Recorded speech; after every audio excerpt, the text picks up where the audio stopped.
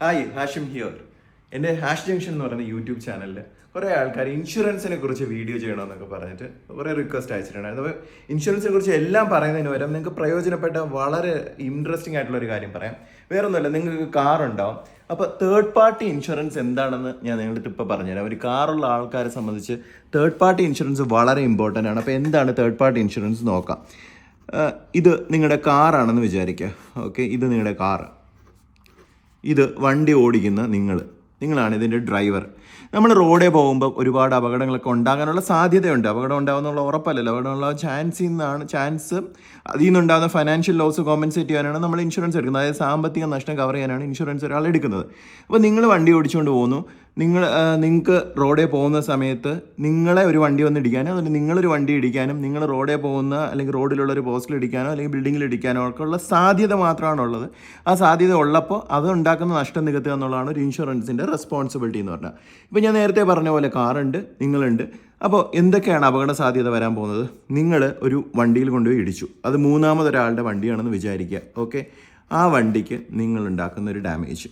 Okay, അതിന് ഉത്തരവാദിത്വം ആർക്കാണ്? നിങ്ങൾക്കാണ് ഉത്തരവാദിത്വം. കാരണം നിങ്ങളാണ് ആ നഷ്ടം വരുത്തിയത്. ഇനി നിങ്ങൾ റോഡിൽ നടന്നു പോകുന്ന ഒരാളെ അല്ലെങ്കിൽ ഈ വണ്ടിക്കകത്തുള്ള പാസഞ്ചേഴ്സിന് എന്തെങ്കിലും തട്ടുകയോ കാണാൻ ചെയ്ത് അവർക്കുണ്ടാകുന്ന ഇഞ്ചുറിക്ക് റെസ്പോൺസിബിലിറ്റി എന്ന് പറഞ്ഞാൽ യഥാർത്ഥത്തിൽ നിങ്ങളാണല്ലോ. കാരണം നിങ്ങളുടെ വണ്ടി ഇടിച്ചിട്ടാണ് അത് പറ്റിയിരിക്കുന്നത്. ഇനി നിങ്ങൾ ഏതെങ്കിലും പബ്ലിക് പ്രോപ്പർട്ടീസിന്, ഉദാഹരണത്തിന് ഒരു മതിലിടിച്ചു അല്ലെങ്കിൽ ഒരു പോസ്റ്റിലിടിച്ചു, ഇതിൻ്റെയൊക്കെ നഷ്ടത്തിൻ്റെ റെസ്പോൺസിബിലിറ്റി നിങ്ങൾക്കാണ്.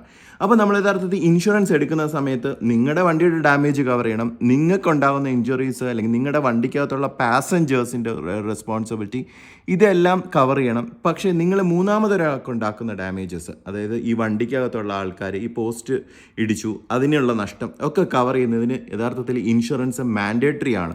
നിങ്ങളുടെ വണ്ടി കവർ ചെയ്യണം, നിങ്ങളുടെ വണ്ടിക്ക് ഉണ്ടാകുന്ന നഷ്ടങ്ങൾ, അതിനുണ്ടാകുന്ന ഡാമേജ് കവർ ചെയ്യുന്നതെന്ന് വെച്ചാൽ നിങ്ങളുടെ ചോയ്സ് ആണ്. പക്ഷെ മൂന്നാമതൊരു ടീമിനുണ്ടാകുന്ന അല്ലെങ്കിൽ മൂന്നാമത് ഒരാൾക്കുണ്ടാകുന്ന അല്ലെങ്കിൽ പബ്ലിക് പ്രോപ്പർട്ടിക്ക് ഉണ്ടാകുന്ന നഷ്ടങ്ങൾ അല്ലെങ്കിൽ ആൾക്കുണ്ടാക്കുന്ന നഷ്ടങ്ങളൊക്കെ കവർ ചെയ്യണമെങ്കിൽ ഇൻഷുറൻസ് നിർബന്ധമാണ്.